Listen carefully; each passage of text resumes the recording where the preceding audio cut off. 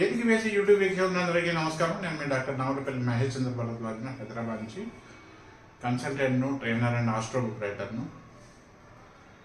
పిల్లలు పాప కావచ్చు, బాబు కావచ్చు, అమ్మాయి కావచ్చు, అబ్బాయి కావచ్చు, తల్లిదండ్రుల నుంచి దూరంగా ఎందుకు వెళ్ళిపోతారు? పైకి చెప్పే కారణాలు ఎవరు ఉండొచ్చు. చదువులను, ఉద్యోగాలను, ఇంకేదోనాను, పెళ్ళి అను. ఇందుకు కారణాలు ఎందుకంటే మున్పట్లాగా మన భారతదేశంలో వెనుకట గ్రామీణ భారతం కనుక ఒక కుటుంబంలో ఎంతమంది ఉన్నా వాళ్ళకు మెయిన్ ముఖ్యమైనది వ్యవసాయం జీవనాధారంగా ఉండే కనుక ఇవాళ అది అనేక కారణాల వలన వ్యవసాయం అనే దాని మీద మొత్తం కుటుంబ సభ్యులందరూ ఆధారపడే పరిస్థితులు లేదు. జనసంఖ్య పెరుగుతున్నది కదా, ఇది భౌతిక కారణం. ఇంకా చెప్పేది ఏంటంటే రెసిడెన్షియల్ స్కూల్స్, హాస్టల్స్, ఫారెన్ చదువులు, ఉద్యోగాలు, దూర ప్రాంతంలో ఉద్యోగాలు, లేకుంటే విదేశంలో ఉద్యోగాలు, ఇలాంటి కారణాల వలన మనం భౌతికంగా చెప్పే ఇలాంటి కారణాల వల్ల ఒక్కొక్క కుటుంబానికి, ఒక్కొక్క వ్యక్తికి ఒక్కొక్క కారణం ఉంటుంది.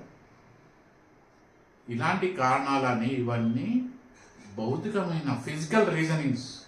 కానీ అసలు కారణం ఏంటంటే అందరి పిల్లలు రెసిడెన్స్ స్కూల్లో చదవరు, అందరి పిల్లలు విదేశాలకు వెళ్ళరు, అందరి పిల్లలు దూర ప్రాంతాల్లో ఉండరు.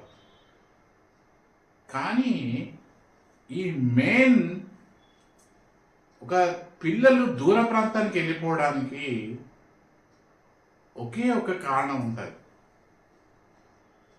ఎవరికైనా వాళ్ళ పేర్లు, ఊరు, కులము, వాళ్ళ వయస్సు ఏదైనా కానీ ఒక తల్లిదండ్రుల నుంచి వాళ్ళ పిల్లలు దూరంగా వెళ్ళిపోవడానికి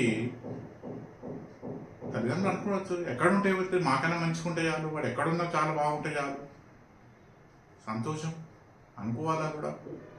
ప్రతి తల్లిదండ్రులు కూడా తమ కడుపున పుట్టిన సంతానం తమకన్నా ఇంకా చాలా బాగుండాలని అనుకోవాలి కూడా. అందుకు తగిన కృషి చేస్తారు, అవసరమైతే అప్పులు చేస్తారు, అవసరమైతే ఉన్న ఏదో అమ్ముకుంటారు, పిల్లల కోసం ఖర్చు చేస్తారు. సరే, వాళ్ళ ఆరాటాన్ని, ప్రేమను, అభిమానాన్ని ఎవరు లెక్కించదగ్గ విషయం కాదు. హ్యాపీ, వాళ్ళని సపోర్ట్ చేయాలి, సంతోషించాలి. కాకపోతే ఎవరి ఇంటిలో, ఊరు ఏదైనా, వాళ్ళ కుటుంబం ఏదైనా కానీ, ఎవరి ఇంటిలో నైరుతి అండ్ వాయవ దిశలో, south west and north west దిశలో దోషం ఉంటుందో ఆ ఇంట్లో పిల్లలు ఉండరు, దూర ప్రాంతానికి వెళ్ళిపోతారు. చదువు సంధ్యలను, ఉద్యోగాలను, పెళ్ళిళ్ళను, విదేశీయానం, నువ్వు ఏదన్నా నన్ను చెప్పుకొని మురిసిపో. చెప్పుకుంటే మామూడు అక్కడున్నాడు, ఇక్కడ మా అమ్మ ఇక్కడున్నాడు, ఇక్కడ వచ్చినాడు. కానీ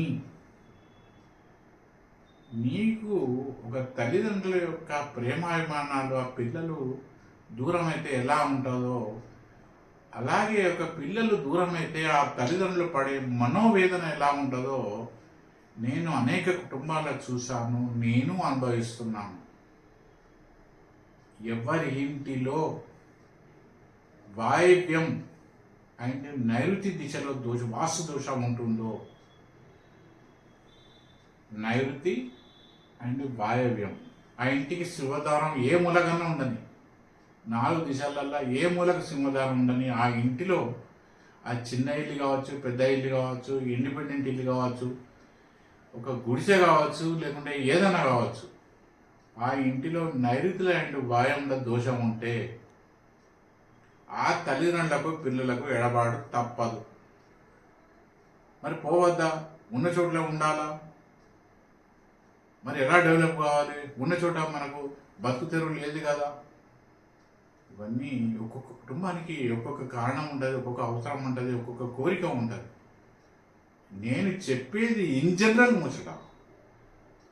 ఎక్కువ శాతం మందికి, దాదాపు అందరికీ వర్తించే ముచ్చట ఎవరి ఇంటిలో నైరుతి అండ్ వాయువుల దోషం ఉంటుందో ఆ ఇంట్లో తల్లిదండ్రులకు పిల్లలకు ఎడబాటు తప్పదు కాక తప్పదు. గత 38 సంవత్సరాల నుంచి అనేక మంది కుటుంబాలను ఇండ్లను పరిశీలించి, ఇంక్లూడింగ్ మై ఫ్యామిలీ, ఇవన్నీ అనుభవించి చెప్తున్నాను కనుక నా అభిప్రాయం నచ్చిన వాళ్ళు ఈ వీడియోని లైక్ చేసి ఇతరులతో కూడా లైక్ చేసి షేర్ చేసి నా వేదిక వేసి యూట్యూబ్ ఛానల్కు సబ్స్క్రైబ్ చేసి ప్రోత్సహించవలసిందిగా కోరుతూ నమస్కారం, శుభాకాంక్షలు.